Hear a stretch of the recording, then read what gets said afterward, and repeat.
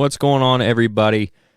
We got a good one for you this week. I just got the studio all put back together because we took it on the road this week. That's right, we got another remote episode for you guys. Number 115 is going to be coming at you from Springfield, Illinois. It was the Illinois S3Da State Championships shoot this past weekend. On Saturday, we went up there. We got to talk to Steve Groom, who runs the S3Da. We got to talk to a couple great coaches from Olney and from Ridge Lake College about the sport of archery, what it means to the kids, just getting them involved in stuff, all the opportunities that are out there with it. We covered all of that stuff and the importance of practicing archery for you guys that are just hunters, even if you're not doing competition shoots or anything like that. It was a really good episode. We had some great conversations with these guys. I think you're really going to enjoy it. So stay tuned for all of that on episode 115.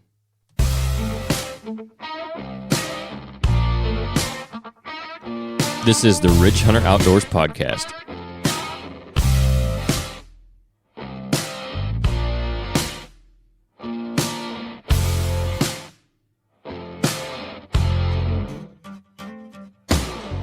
All right, we're here at the Illinois S3Da State Championship shoot up in Springfield, Illinois at the fairgrounds in the Orr building. I was just talking to Steven that runs the place. They've got 174 shooters this year, so it is a packed house. They got, I don't know exactly all age groups. We're going to talk to him and hopefully maybe a couple coaches or something. We'll get all the details on everything, but I think it's going to be a good day for them. It's going to be a good shoot, looks like. They've got a nice facility here. It is a little bit echoey, so if you can hear a little bit of stuff, I apologize for that. But just a little. I think it'll be good. Tons of kids here shooting, which you like to see. So yeah, good to get them out here. I really like the natural light. There's a lot of natural light coming in this building. I think it really looks pretty cool. Mm-hmm. Yeah, it's a good setting for the shoot. And I know Steven was telling me that the S3Da, or the shooting at least, started in the southern part of the state, so they're trying to branch it out farther across the state, obviously, and he said being up here was an important part of that, and it's helping them out as far as that goes. So I think he said this is the second year, and again, we'll talk to him and get more details on this, but second year it's been up here, so they're just trying to grow the sport and kind of grow S3Da itself as far as getting it, from one side of the state to the other.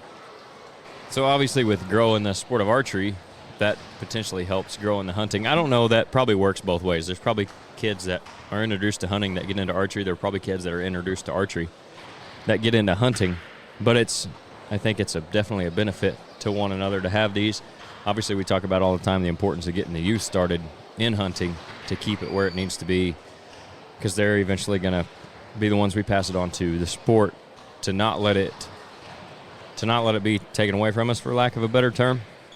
Because we talk about it all the time. There's a lot of legislation that it still seems a long ways off, but like you could see the ball roll in that direction, whether that be firearm legislation, whether that be just game regulations, anything like that, seasons and stuff like that. They're already, in certain parts of the country, they're taking away seasons and stuff. They're trying to get herds back up and populations back up with that, but also It's hard. one step. It's a step. If the wrong people get in charge before the season's reintroduced, or the wrong people get the wrong influence, then it's hard to ever get that kind of stuff back. So it's important to have the kids started in it to grow the sport, both sports. That way we always have it. And we can enjoy the resources that we do have. But one thing I wanted to talk about today is the shooting, and we'll get into it a little bit too. I think we're going to talk to Steven here in a minute. But since we're at an archery shoot, since it is the off season, just the importance of getting out there and shooting your bow. Like, I think a lot of guys, you could take a couple months off or whatever, but man, when it gets to warming up and it's nice outside, if you don't have a place to shoot inside, you got to keep shooting. Oh yeah, absolutely. Just like anything else. Yeah, it's like the game time guys, that say they don't need to practice or whatever, but they'll be ready to go when that buck's in front of them. That's not how it works. No, not normally. Especially with compound archery. A crossbow, you still need to practice, yes.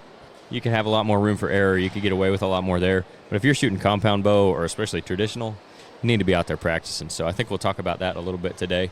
But we're going to get Steven on here in a minute and talk to him about everything that's going on, and then we'll get into some more of that. If you guys are looking for your own piece of ground to manage and hunt, Rodney Hawkins is the guy you need to talk to. He grew up hunting and fishing in Southern Illinois, and he's now putting that love for the outdoors into selling recreational properties as a land specialist with Midwest Farm and Land. Midwest Farm and Land isn't your average real estate company. They do residential properties, but they also do a ton of recreational property sales as well. Rodney himself sold over $7 million worth of properties last year alone. They've got agents like him all over Illinois, so they're really a local company with a national reach. For more info on them, what might be available, or even getting your property listed if you're looking to get rid of one and maybe get into something else, you can contact Rodney directly at 618-925-3153, and he'll get you taken care of. He's also got his own company called RG Outdoors that currently has products from Radix Hunting, Tactacam trail cameras, Camo Dust, and he's adding new stuff all the time. So if you're interested in any of that, go over to their Facebook page, RG Outdoors. Email them at rgoutdoors@yahoo.com. Or again, just call Rodney directly at 618-925-3153. All right, so we got Steven on here with us. Tell us a little bit about the event. I know I kind of mentioned just a minute ago, like you were telling me, it's kind of important that you guys are having it up here farther north because you're trying to grow S3Da and archery in itself across the state. But just tell us a little bit about the state shoot and what we got going on here today. Yeah, so this is our, I'm going to be wrong on this. I believe it's our 8th year. So this is our indoor state tournament. We've got 174 shooters here today. And it did originate out of the south, the White County, Carmi area down there in southern Illinois. And it grew pretty quick up there. 2 years ago, I took over, and I relocated the state indoor event, which is where we're at today, up here to Springfield, Illinois, in hopes to grow the central and the northern area. And it has. We've got 2 new teams signed in with us today. Good. So we're seeing a little bit of growth come out of that movement, hoping for a little more. We started out last year, we had 164 shooters, we're at 170, so we got 10 more on. Right. I know it's a slow growth, but that's just qualified shooters. Right. The computers got, a lot larger numbers. And it's up to the coaches to determine if the shooter or the archer is mentally ready for the tournament. Right. Some of these kids are coming in off of waivers at 6 years old. And I wouldn't even want to try running from them. Right. But they'll shoot. Today's the indoor. They get their choice on a 5-spot target or a single-spot target. Okay. A lot of your more experienced kids will switch over to the 5-spot so they don't damage their arrows. Right. Some of these guys are shooting $23, $30 arrows. Oh, sure. Oh yeah. It's a lot of quality. It depends on what they want to put into it. Mm-hmm. And then they'll shoot 5 arrows per round, 6 rounds. Okay. Once they hit the 3rd round, they'll switch from top to bottom or bottom to top. It turns into a mental game there. Yeah. On the 4th round, they got to remember where they put their target at. Mm-hmm. We will have kids slip up. Yeah. But other than that, no, we'll get through this, and then we're going to honor 9 seniors that are graduating this year. Mm-hmm. Shields has put together some stuff. Grooms and Gradings put together some items. The ladies have purchased roses to hand out to the mothers. Yep. So it'll be a nice deal. We've got some gifts we're going to give away. We've got a PSE bow here. We're going to do a 52-card raffle off, and then we've got 2 McKenzie targets that we're going to raffle off, and all that's going to go out of here today, whether we get the card sold or not. Excellent. Cool. But, so who do we got here on your shoulder? Oh, this little one right here is Chambers. I coach his older brother. Okay. And I just addicted to youngins, so Yep. I seen him walking by and had to snag him up. Uh-huh. But really, it's odd. We started setting this up yesterday about 4 p.m., and I had a guy come up to me and said, "You really do all of this for 30 arrows?" Which is all these kids will shoot today officially. Right. But this little one here in my arms, that's what makes them 30 arrows worth it. Absolutely. Knowing these kids are here, we've got scholarships to hand out today. My smallest scholarship voucher to hand out today is $7,000. That's awesome. Wow. Yeah. That's very cool. Yeah. Really Later on, I know Donnie Millenbine is going to come see you guys. He is the archery coach for Run Lake College. Okay. He's here checking out some of our kids that are shooting today. Mm-hmm. I know he's got one actually here shooting on the line. So these kids have got one heck of an opportunity. Yeah. I know a couple kids I got to talk to. They did a full ride sign up this year. No kidding. Their dorms, their books, computer, Excellent. all their tournament entry fees are took care of. That's awesome. We've William Wood University in South County, Missouri. Mm-hmm. They just signed on an archery team, so Okay. they are now getting to join the collegiate group here. We've got kids getting to go everywhere from Texas to Indiana. Yep. The colleges are starting to jump on board with the archery now, and it's growing. Is this a thing that you've seen, like it's growing now, or was it popular before and it kind of went down and it's coming back up, or is this pretty? I want to say new? it was popular probably 8-9 years ago. Okay. Back when S3Da started, Mm-hmm. it started to slowly fall downhill. Right. And I want to say the last year after COVID, and COVID did jumpstart a lot of the colleges because it was an outdoor, Right. a COVID-safe Right. tournament. Yep. Right. And it's been growing in popularity like crazy since then. Yeah. That's So- good. That's good. So would you say most of these shooters here today, are they affiliated with a school, or is it independent, or where does the majority of these kids come from? I hate to call them kids, No, but they no, are. no. It's a great question. So we get confused with NASP, which is a school program only. Right. S3Da is Scholastic Three Disciplinary Archery. We get the choice because we are fathered in under NAFA, USA, and ASA. Actually created the S3Da. So we get to actually pick and choose as a coach if we want to have a school affiliation or a private club affiliation. Okay. So we do have a school here, just one, I believe, on the line today. But other than that, these are all archery clubs and private clubs that have come into it. But no, we've got nothing against whether the school wants to start up a team and come join us, or if you got 3 or 4 kids in your archery range and you want to help get scholarship opportunities for them. Like I said, we're only $27 a year, and that counts their insurance. Yeah. And they got to go to one regional to qualify for state. So $23 on the regional, state's $30. And then March 1st through the 3rd, we'll have our national indoor tournament in Owensboro, Kentucky. And we've already got 700 kids signed up for it. No, That's kidding. awesome. That's cool. That is cool. Yeah, we were talking a little bit before you got on, just the importance, and I think we probably talked about this last time you were on, but getting the kids started in archery, not only for the scholarships and stuff that's available to them, but as us being like hunters, hunting focused, what we do, it's really cool to see them getting into this, because that's going to lead a lot of kids into the outdoors and into hunting. And, I said they probably work both ways. There's probably kids that start out hunting that go to archery, but I'm sure there's kids that start out archery and eventually find their way into hunting.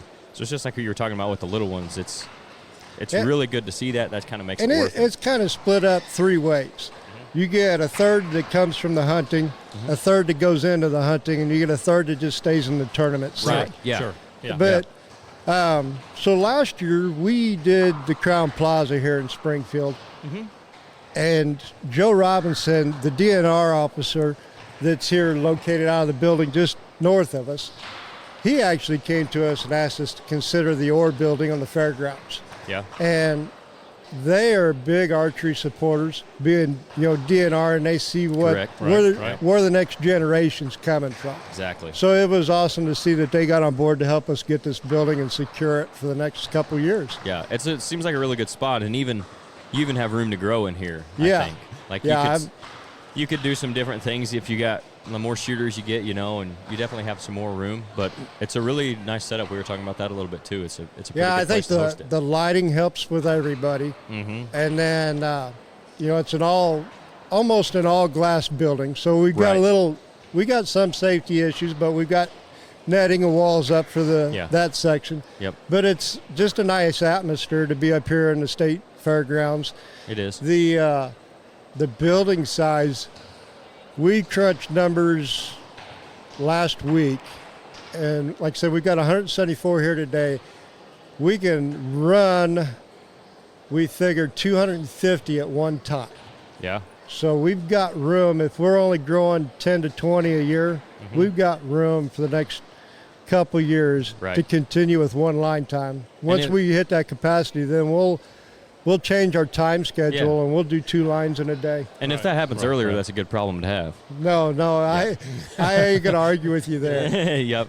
And like you said, it's tends a slow growth, but especially being, at the age they're at, you get 10 people into it. If half of them get a couple buddies into it, that's how it grows for sure. And our organization in general, archery, hunting, tournament, the kids are the biggest adversary. They're the ones that are going to go back to the school, the organizations, the churches, the family, and say, this was awesome. Yep. Little brother, my buddy, they're all going to want to come check it out next. It has to be a great experience for them. It has to be. And got to talk with some of the parents and the kids here this morning before we got started. The kids were excited. It's a big open venue. They like seeing it. It gets them ready for the national tournament and the big convention center. The parents like it because our line time, some of these are traveling 3 hours. Yeah. Oh, yeah. We got families coming all the way from Wisconsin border, all the way Kentucky border. Oh, yeah. So they can get up in the morning, drive here, grab a bite for lunch, shoot the tournament, grab a bite for dinner, and head home. Yep.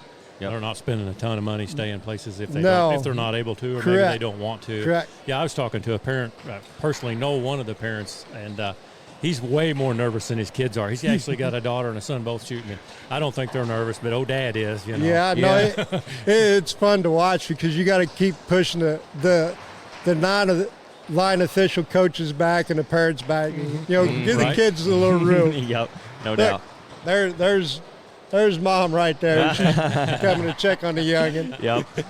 He's still sleeping. He's doing good. Oh, yeah. So what age groups are here today?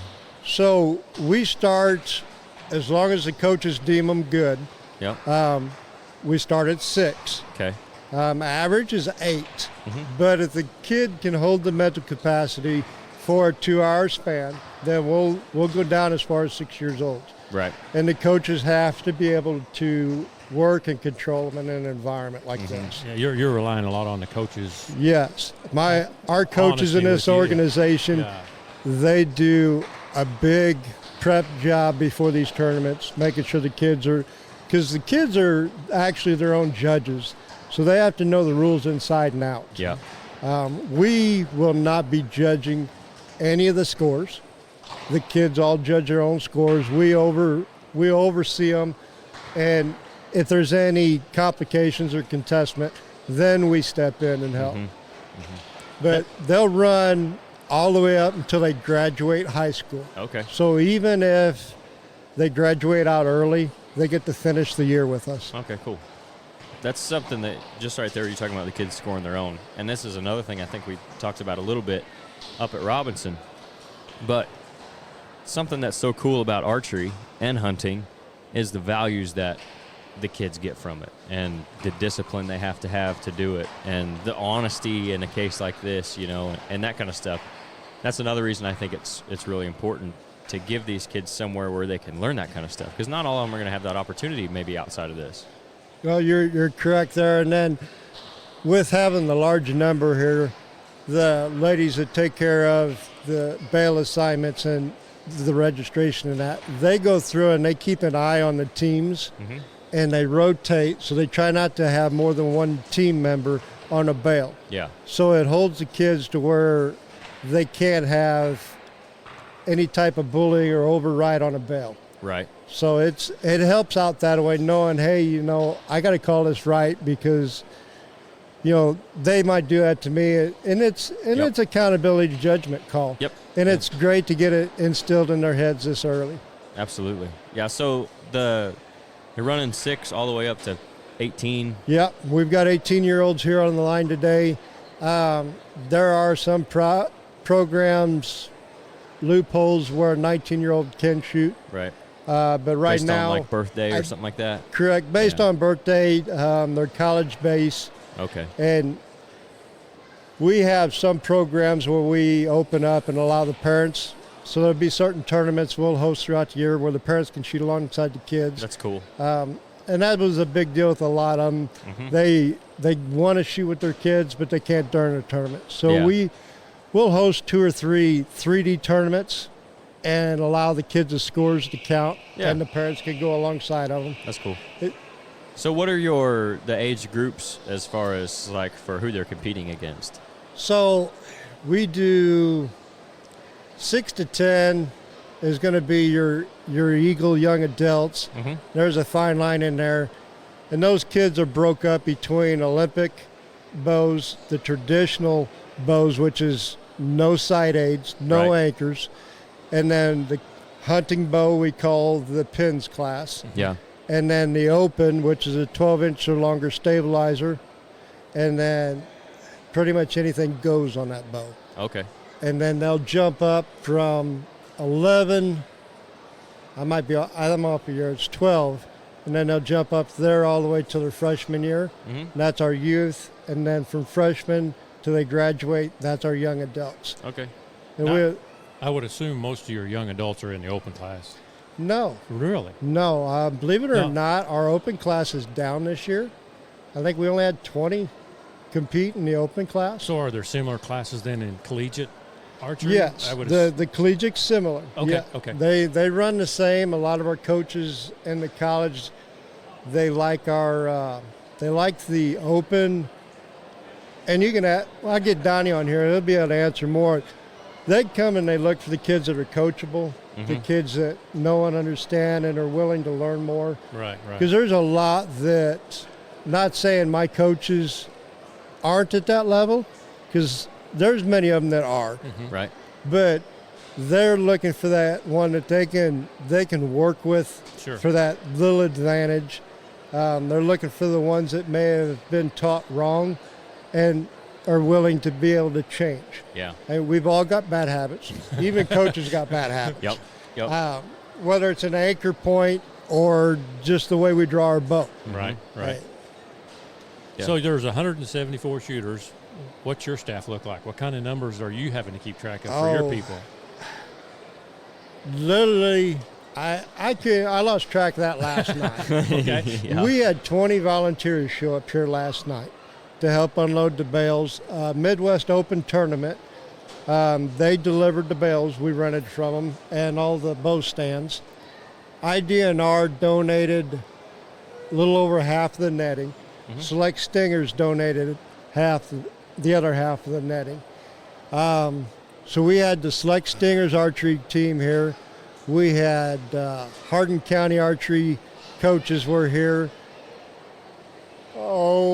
Only White Squirrel team had showed up, and just a bunch of other odd and end team members that were in the area. They came up to spend the night early, and then all the coaches that wanted to stand up to help line judge are here. And I know there was 23 of us at the line this morning when we were talking. Yeah. So it's trying to keep track of volunteers. That don't happen. No, most likely not. You're thankful for them. They put in the time. They help keep up with the curriculum that we put out as far as the rule changes and that. Yep. They do the biggest part of the work. And like they say, I'm the face and the organizer. Yeah. Somebody's got to be. I mean, if it wouldn't be for DNR and everybody else that pitches in to help us out, we wouldn't have this opportunity here like this. Yep. And then you guys here with the RHO getting the word out, and that helps out a ton. Well, we appreciate you having us here. I was going to say, I think you're doing an awesome job with the S3DA and the events that you're putting on and this kind of stuff. And this is just a testament to that, I think, the number of people that you have here today. And it's really good to see, and it's encouraging to see that there's this many people interested in it.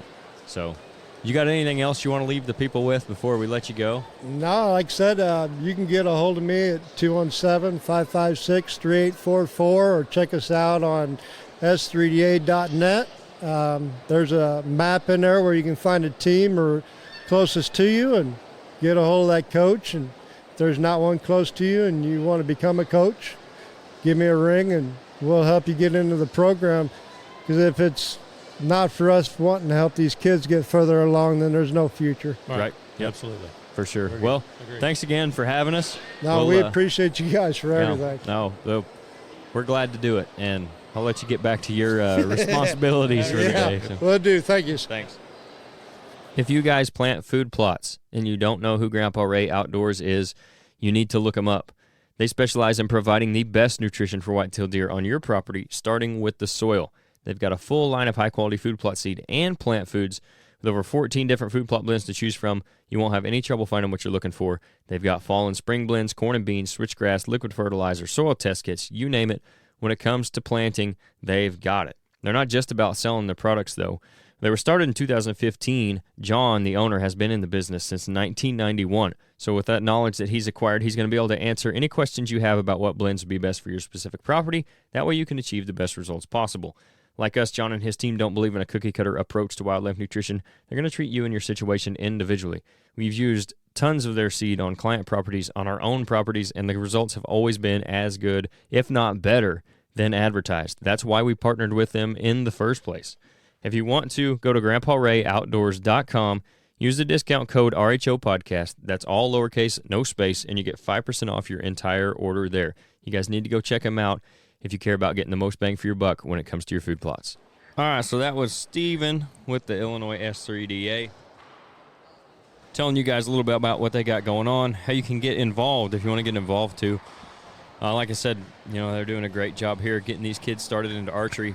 And that's kind of going back to what I wanted to talk about for, I guess, the middle of the show between guests, is getting out and shooting your bows. Because if these kids can get out and do it in February, you can get out and do it in June and July and August. And I think it not only comes down to you work so hard all year, especially if you're doing, even if you're a public land guy, you're out there scouting, you're hanging cameras, you're finding sheds, doing all that stuff throughout the year. You're putting in the time to go find the best spots to go out there and hunt.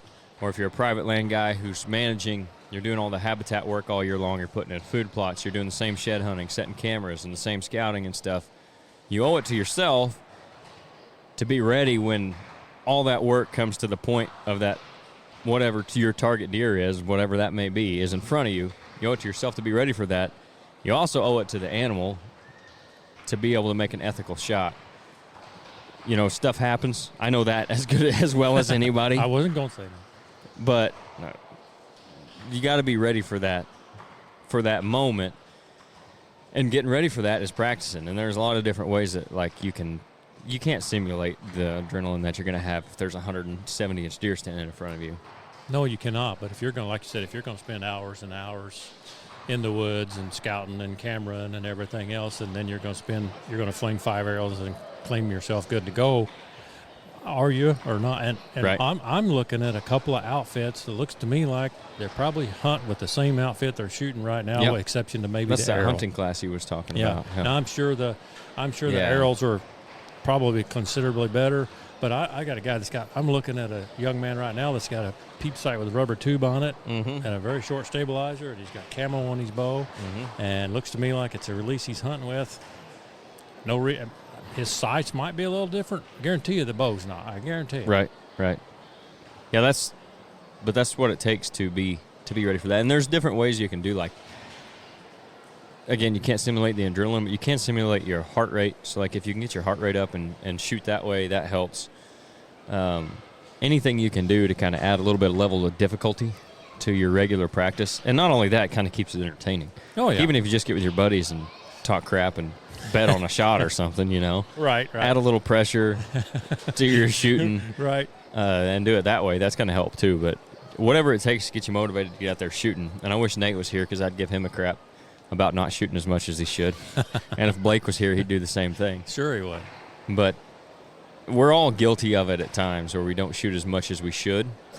But if you have the ability to do it, you should get out there and do it, even if you're shooting once a week. And I think it's not only off season, but a lot of times what gets me, where I get in trouble, is I do pretty good from, let's say, July, August to end of October.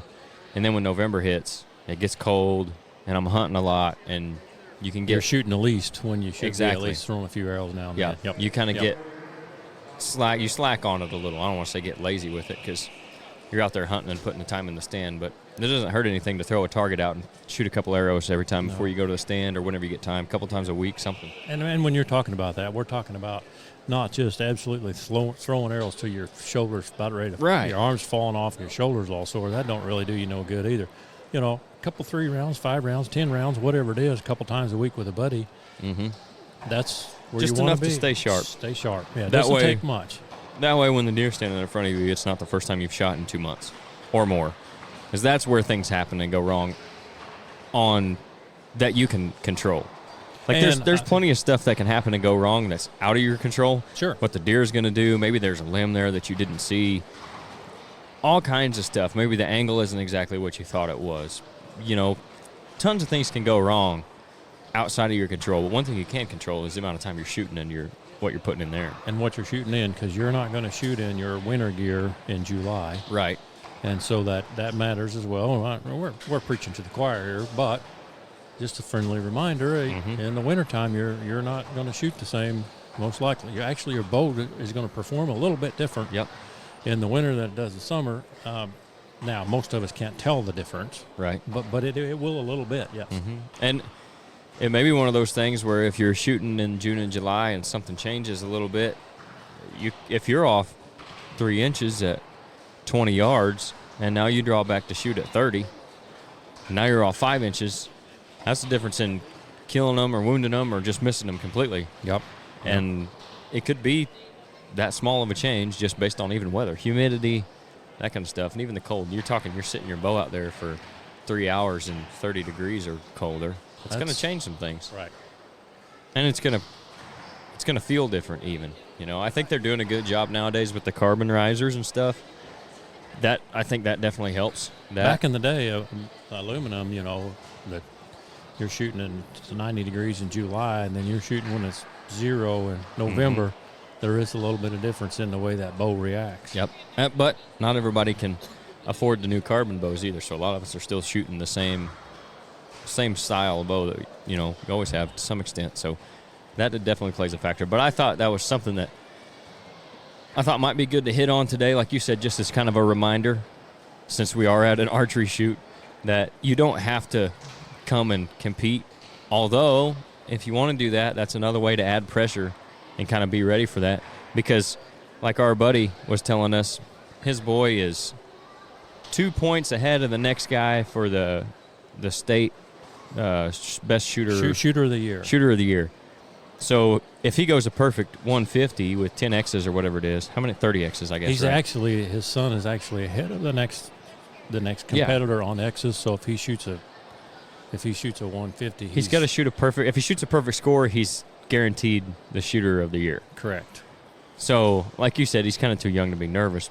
But if you're talking about the old man's nervous, I can tell you that. Yeah. If you're talking about doing that, then shooting a deer, I mean, the pressure there is, yeah. Especially if you're into it like they are, you know. Oh yeah. But that's something else. If you want to get out here and do it, if you got the time to do it, they have adult shoots. They have 3D shoots all the time, especially in the spring and late summer. They do 3D shoots. That's a good way to get out there, be a little competitive with it, and get put some pressure on yourself, and not in a bad way, but just to get used to it. It's good outdoors, good walking, good exercise, good fresh air. Yep. Like-minded people. Yeah, absolutely. So we will get Coach Millenbine, I guess we'll call him. Hopefully he'll send him over soon. Before we get out of here, we'll be able to talk to him. We'll bring that to you guys, so stay tuned for that. The offseason is upon us, and we all know that the path to success next season starts now. To consistently harvest mature bucks, you need to make the most of the upcoming months. And to do that, you need a solid plan. That's where we can help. If you guys want to improve your property to reach its full potential for wildlife, reach out to us about a consultation. We'll spend time getting to know your property and your goals for your deer herd and use that knowledge to develop a wildlife management plan that will help make the most out of the ground that you have. You can contact us through our website or social media to get started today. All right, we got Darren Williams on here with us. You're going to tell us a little bit about the Alney program. You can tell us about the S3Da, wherever you want to start. Actually, first of all, just go ahead and introduce yourself, who you're with, and what you do. Well, my name's Darren Williams. I'm from Alney, Illinois. Been shooting archery ever since I was a kid. Got out of the competitive side of it as a young man, just busy doing the Army, college, just life in general. Started getting back into it with some guys from work, early 2000s. Okay. And then, of course, I had kids. That changes things. And then my oldest finally got old enough to where she could shoot a bow. And she really wasn't interested in the traditional sports like softball, basketball, all that. Right. And one day I was just like, hey, you ever think about shooting a bow? And she's like, yeah, I wouldn't mind trying it. And you fast forward 10 years, and she was ASA Shooter of the Year. She was S3Da National Indoor Champion back in 21, I believe it was. Pretty accomplished archer for a young lady. She's done very well. Now she's actually competing collegiately. She shoots for the Wabash Valley archery team. Yeah. Cool. So it has really exploded. Yeah. And then I got asked to help with an S3Da club locally because they knew that I had gotten involved in the sport. Yep. And it coincided with me building a new shop. Okay. And I don't think that's not why they asked me to help, but it worked out. So now I built this new shop, and it just is big enough to shoot 20 yards indoors. Yeah. And I've turned around here about twice, and we got 27 or 28 kids on the S3Da team, and my shop is like the county archery facility. Right. Yep. So it's been a fun trip. Yeah. It really has. That's cool.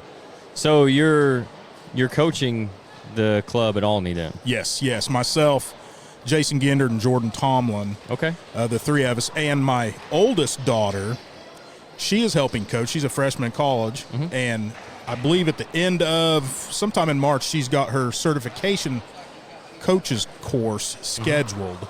Okay. So she's going to get her official, credentials. Right. So what does the role of a coach look like in archery? Because everybody knows, like, you have the idea of a basketball coach or a football coach, right? But when it comes to archery, what's kind of your role in all of this as a coach? Obviously safety. Safety is the number one thing. The number two thing is make it to where it's enjoyable. Yeah.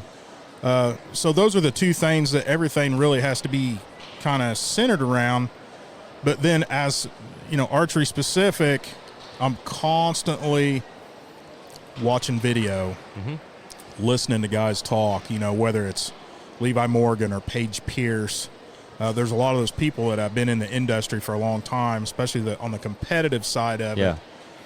And they're doing these little bitty things that will really make the difference in a tournament archer versus a hunter. Right. That's growing up, I didn't realize there was that big of a difference, but this tournament archery thing is on a different level. Oh, yeah. Well, when you're talking about cutting lines instead of, the vital zone on a deer or whatever. So before practice, we have practice on Monday nights, and I try to take the time to find some new material every week. Introduce a new fundamental. And the kids have probably heard the word fundamental so many times that they rack their head, but I always try to find something new to introduce. Now, some of the younger archers, it gets a little overwhelming piling a new fundamental every week. Yeah. But, man, it could be something as simple as elbow placement. I mean, a lot of people don't realize your hand's going to follow your elbow. So if your elbow's out, your hand's going to follow it. Your hand's going to come away from your face to the right for a right-handed shooter, and it's going to make your arrow go left. And kids, they shoot, and they're wanting to move their sights and adjust and do all this stuff. And you might not have to make any sight adjustment. You just got to change some little bitty thing in your shot process. Right. So it's challenging. Those are the kind of things you're looking for as a coach to help them with. Yeah, just mechanical things that the normal everyday bow hunter doesn't recognize and really don't necessarily need to because, they're not shooting Vegas X's, exactly. The size of a dime. Right. Yep. So go ahead. Here in Illinois, we have junior colleges, and so Wabash Valley is a junior college, and so is that Do you find that she's competing against other junior colleges, or are we reaching out across state lines, or Yeah, is it mostly she shoots, Illinois? Or so it's basically a countrywide thing, but then they kind of dice it down into regional stuff. Okay. So like next weekend, she shoots in the Collegiate Indoor Nationals at Madisonville, Kentucky. Mm-hmm. Now, there's a whole quadrant of the country's collegiate archery teams will be there competing. Mm-hmm. But then there's also 4 or 5 other regional indoor national tournaments that are going on ballpark within a few weeks of one another. And they do that way everybody doesn't have to be at the same place, because it takes a lot of infrastructure to support an archery crowd that big. Sure. Oh, yeah. Sure. Then they'll compile all the scores, and then they'll come up with who's the champion after everybody's done. Okay. Yeah. Yeah, you were talking there about, like your daughter wasn't necessarily interested in all the traditional sports or whatever, and this is something we've talked about with Steven too. Archery's a cool sport, an opportunity for maybe they're just, like you said, not into it. Maybe they're not athletically gifted like some people are. Maybe the regular sports just aren't for them. This is still an opportunity for them to get out, compete, learn a lot of the same values, and even have a chance at scholarships to go to college. Oh, absolutely. And the kids think they're just shooting a bow. Right. Let me tell you, there is a lot more going on out here than learning how to shoot a bow. When my oldest got involved, 6th grade, 7th grade, she was very shy. Mm-hmm. I don't want to say lack of direction, but just really seemed like she hadn't found her niche. Mm-hmm. And low on the self-confidence scale. Now you fast forward 7-8 years, and she has a huge amount of confidence. She did better in school. Mm-hmm. Archery actually changed her personality, and I truly believe that it made her a better student. Yeah. She felt better about herself, and she felt like she had something that she could belong to. Sure. Public speaking, because you have to interact with people. Yep. And she was good, so people were always talking to her besides the people that were on her bail. Yeah. And all of that was just kind of culminated into it was just kind of the perfect thing that could have happened for her. Yeah. Good. The most beautiful thing about all of archery is it's something that you can do forever. Oh, yeah. Yes. You know, when you graduate high school, 99% of the kids will never touch a baseball bat, a football, a basketball, a volleyball. It's over. Yep. I have shot with people that were 80 years old. Yeah. I mean, Right. Yeah. it's beautiful. It's beautiful. It really is. So. Yeah. That's a cool perspective on it too. You got anything that you think should be said about the S3Da or the archery before we let you get back to your shooting? Yeah, it's busy out there on the line. They're probably aggravated that I'm back here talking to you guys. But, no, I think that Scholastic 3D Archery, National Archery in the Schools programs, I'm sure there's a couple more out there. They're all wonderful programs. None of it would be successful without willing people to step up and volunteer their time. Yep. It is tiresome. Sometimes it's hard to dodge work, in our own personal lives. Right.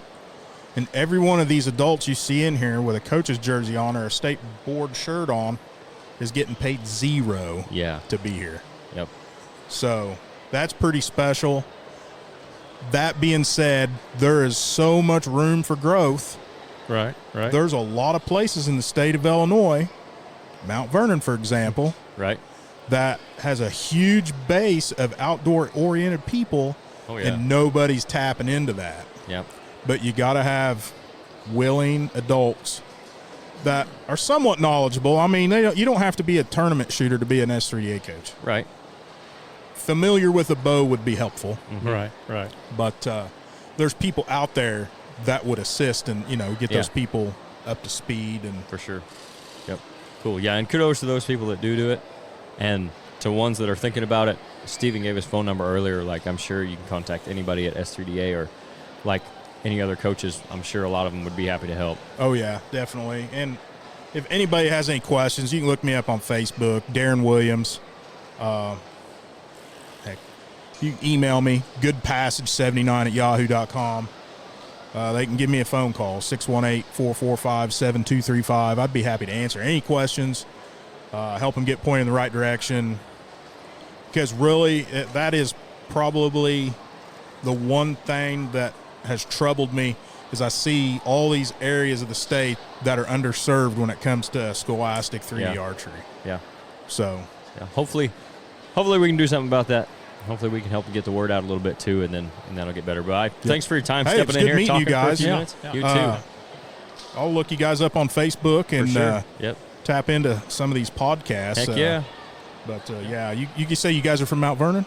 We're Wayne from City. Wayne City. Okay. Yeah. I just always say Mount Vernon because everybody knows where everybody that's knows, at. Exactly. Right. I grew up in Browns. Okay, yeah. A lot of people know where that's at. don't know Browns. Yeah, we know unless you're big deer hunters, right? On the bump all bottoms there.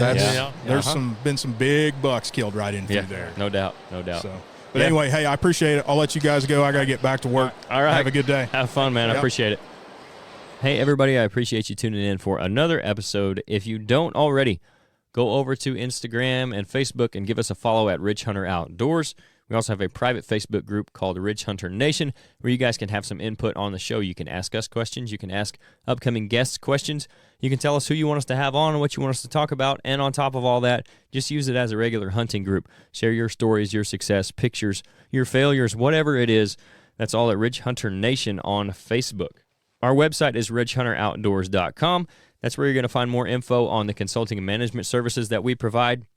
We also have the podcast posted on the website with some other content as well, and we have our merchandise and our food plot seed. And if you find any of that stuff that you want, make sure you use the discount code RHOPOD, that's all caps, no space, and you get 10% off your entire order there. If you're listening on Apple Podcasts or Spotify or anywhere else that lets you do so, make sure you rate and review. That helps us, and give us a follow there too. YouTube, our channel is Ridge Hunter Outdoors. You can subscribe to that, hit the notification bell so you know when everything comes out. The podcast will be posted there, as is our Fall Pursuit show, which we'll have more of coming up next season. You guys can go back and rewatch everything that we did this year. We had 10 episodes on that. We're hopefully going to do some turkey hunting this spring, and of course we'll have all our off-season content on YouTube as well. So thanks to everybody who already does follow and subscribe. If you don't, make sure you go do that. Now let's get back to the episode. All right, we got Donnie Millenbine with us now. He's the Wren Lake archery coach, a warrior. Yeah, So, that's right. Absolutely. You're going to tell the people a little bit about just maybe how you got into that, into coaching archery down there, and then about the program and everything, and what's going on, what you're here doing. Yeah, sure. I'm Donnie Millenbine, head archery coach at Wren Lake College. I kind of got into this about 2019. I got into it at the same time, S3Da and through the college. And we started a club over there, and we grew. We kind of stayed around 5 to 10 members on the team every year, just so we can take those kids and treat them good. Right. Take them to these events, spend some time on them, and not like. I want to take them to all the big shoots. Yeah. I don't want to miss anything. Right. So that's what they like to do, and so we have a good team there. Really proud of the team. We've done a lot of things. Promoted the college in a positive way, and can't be more happy where we're at right now moving forward. Cool. So you can speak to more, obviously, the college side of this, and we've talked about it a little bit with the other guys that were on, but not everybody is going to have an opportunity to get a scholarship for athletics, basketball, baseball, football, that kind of stuff. Right. There's also this opportunity with archery.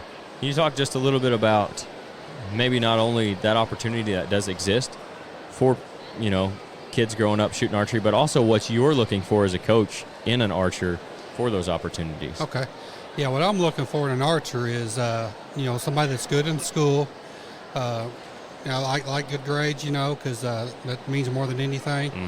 Good shooters, and most of all, just a positive attitude, and just get along with other students, good in the classroom. So that goes a long way with me. If you'd have told me when I was in high school I'd go to school and get a scholarship to shoot my bow, I'm all in on that. Yeah, absolutely. 100%. I couldn't believe that. 100%. So I come onto this, and we We offer a good amount of scholarship at Rend Lake. I don't leave a lot on the table. I kind of give it all out there to them as much as I can, and with a lot of good support of the administration, they bought into it, and we do a lot of travel, spend a lot of money, but we try to do the fundraising to keep up with it, to keep up with that budget side of things. But got a lot of support there, and I appreciate that. Yeah. So while we're on scholarships, mostly fundraising money goes to the scholarships, or where does some of your scholarship money come from, Donnie? Well, we have a pool of a budget number that I have. Okay. Through the college? Through the college. Now, the scholarships is kind of separate from all of that. So I have the budget that's just out there for the travel and the registrations, entry fees, and memberships. And a lot goes into that. But the scholarships, I'm allowed so many scholarships. For the year, which is why I keep it a small team. So we can compete with high-quality archers. Yeah. Yep. And I'm sure that helps you as a coach, too. You can invest more time into 5 to 10 archers versus if you got 20, 25 of them. You know? Yeah. So we were talking to the coach from Olney, Darren, just a little bit about what you're doing as an archery coach. Because like I told him, again, everybody knows what a baseball, basketball, football coach looks like. But for an archery coach, what are some of the kind of things that you're doing, whether that be helping the archers or like kind of what's your role as a coach in this? So when I get the students, I'm looking for good quality shooters. So when they come to me, they've already got the basics down. A very good foundation at the very least. Yeah, they got a good foundation. So whatever they've learned from their prior coaches or parents or whatever, I like to not touch that too much. If I see something along the way that I feel is going to help them in the end, I'll step in and say something or do something. More, I'm along the lines of just putting them in that position to succeed, paying their way, taking care of them there, and if I see something, I'll step in. I just try to keep their mind right. It's more a mental game out here, and whenever you get into that level, you've got the form, you've got the shot process down. It's just the mental side of it. So I had a kid, Andrew Hubbs. He won 3D Nationals last year down in Foley, Alabama, on our team. So we get there that first day. It started raining about the 5th or 6th target in out of 20 on that first day, and I'm like, wow. So if you can hang in there and keep you dry, I'll do what I can on my end, and you just make that shot happen. And he held it together, and I think his mind just stayed in it, and he come out on top on that. So that's huge. Excellent. So what role have you seen the S3Da play in building archery and even providing archers to college coaches? Well, you look at the crowd today, there's probably 170, 74 or something 174 like said, that's huge, you know. They're getting into it early. They're going to figure out they really like it or really not. Right. And, there's a good pool there to choose from. Pretty much any senior in this room can go shoot archery somewhere. Right.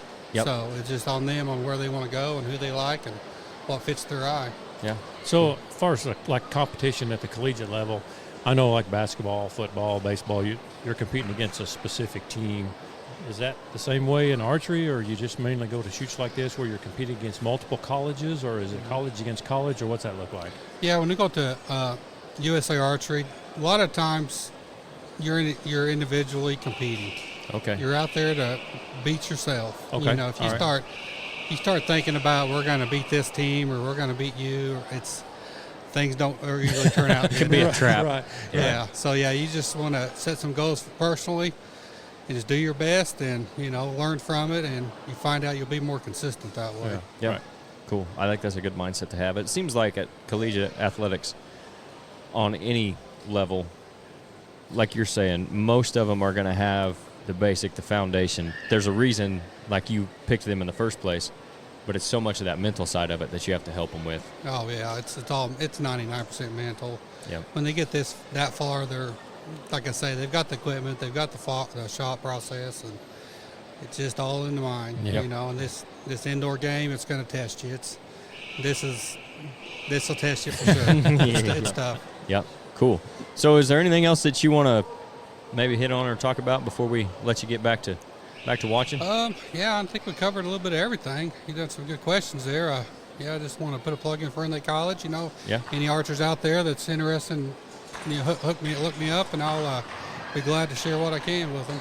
Cool. There you go. I appreciate you stopping by for a few minutes and talking to us, and good luck with the program and everything you got going on. Absolutely. I appreciate it. Thank you, Don. Thank you. See you later. You bet. So you got to hear from Rend Lake College, Donnie Millenbine. You got to hear from Alney's Darren Williams, and, of course, S3DA's Steve Groom.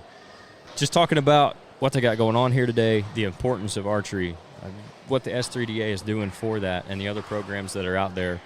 I think, again, it's really cool to see this. They got a really good event going on.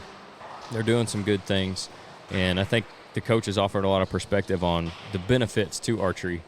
And, you know, if you're looking for something maybe for your kid or an opportunity, or maybe you're in an area like Darren was talking about that you think this would be good for your community, get with these guys that gave you their information, and they're going to be more than happy to help you get that started up and set up through the S3DA.